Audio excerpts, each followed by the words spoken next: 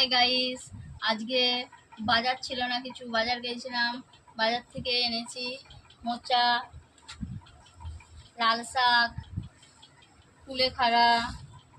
এখন বন্যা, আমাদের এখানে বন্যা হয়েছিল কিছুদিন আগে, তাই বন্যার জন্য বাজার সব অগ্নিমূল্য। তাই কুলেখাড়া নিয়েছে 4টে 10 টাকা চার আটিয়ে, আর লাল শাক নিয়েছে 15 টাকা আটি, পটল 80 টাকা করে, আর জামরুল 320 টাকা। 220 টাকা বলেছিল, 300 হবে না বলতে 320 টাকা দিয়েছে। থালকুনি পাতা 5 টাকা, চালদাটা 5 টাকা। আর এই মোচাটা নিয়েছে 60 টাকা বলেছিল, 55 টাকা নিয়েছে। কি করে জানবো এখন? মোচাটা রান্না করলে বোঝা যাবে কিরকম স্বাদ হবে। আর এনেছে কাঁঠালটা বলছিল 30 টাকা, আমি বললাম 20 টাকা।